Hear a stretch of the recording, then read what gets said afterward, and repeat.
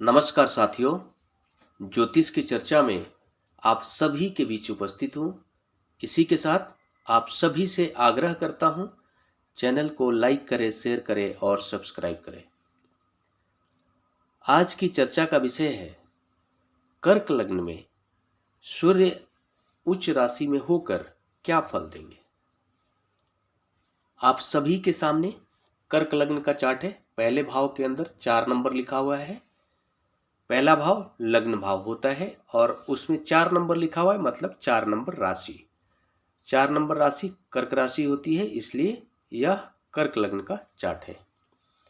इस लग्न चार्ट के अंदर सूर्य अपनी उच्च राशि मेष राशि में कर्म हाउस के अंदर विराजमान है।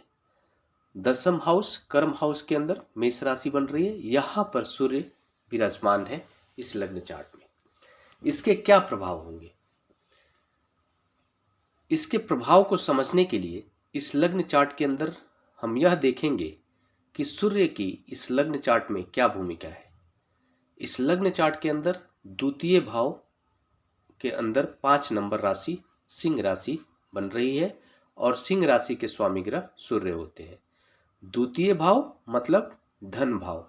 धन भाव के स्वामी ग्रह सूर्य अपनी उच्च राशि का होकर कर्म हाउस के अंदर बैठे हुए हैं, मतलब धन भाव का संबंध कर्म हाउस से बन रहा है। इसका सीधा सा मतलब यह है कि जातक के जो धन की स्थिति होगी वो मजबूत होगी।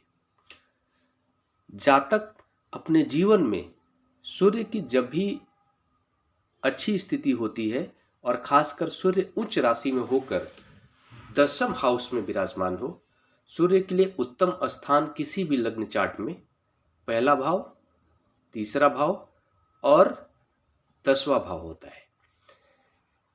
यहां पर अगर सूर्य जब भी बैठते हैं तो बहुत ज्यादा अपना सकारात्मक प्रभाव देते हैं, अच्छी स्थिति का होकर अगर बैठते हैं तो।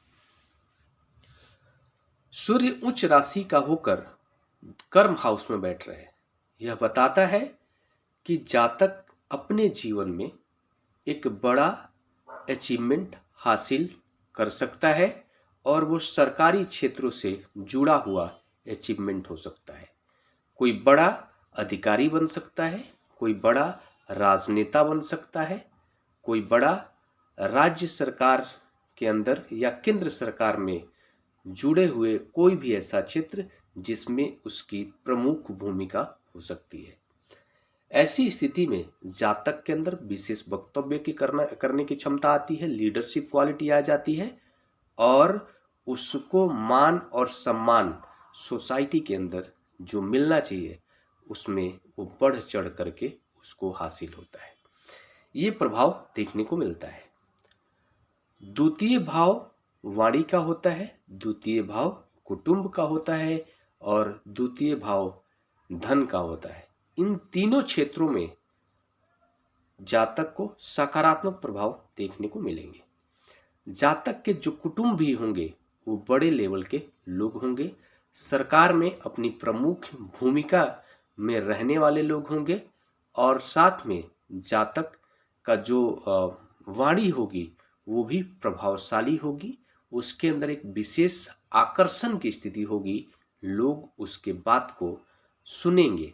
जब भी वो कहीं पर भी अगर अपनी बात को रखेगा तो उसको पूरा आदर सम्मान के साथ सुना जाएगा और बहुत हद तक स्वीकार भी किया जाएगा। ऐसा प्रभाव हो जाता है।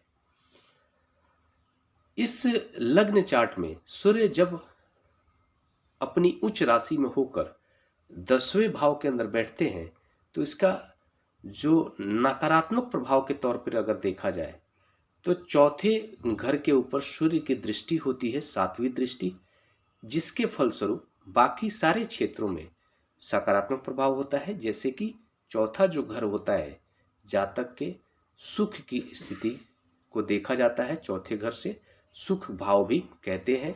जातक को कितना जीवन में सुख समृद्धि हासिल होगी उसको देखने के लिए चौथे घर को देखा जाता है।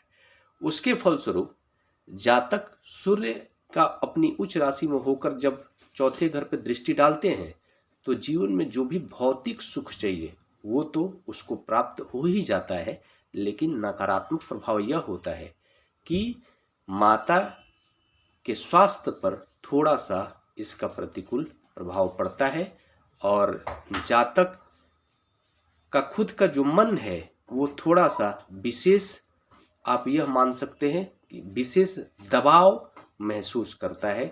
मन थोड़ा सा अनकंफर्ट जरूर रहता है जातक के खुद का भी। ये सारे प्रभाव सूर्य का उच्च राशि में होने का होता है। ये जो प्रभाव बताए गए हैं पर्टिकुलर एक ग्रह की स्थिति के बारे में बताया गया है। बाकी सारे 8 ग्रहों की महत्वपूर्ण भूमिका होती है। 8 ग्रह जो हैं वो किस तरह से सूर्य को प्रभावित कर रहे हैं उसके अनुसार प्रभाव बढ़ते और घटते हैं। इसी के साथ नमस्कार। अगले विषय पर चर्चा के लिए आप सभी के बीच मिलूंगा। तब तक के लिए मेरा नमस्कार।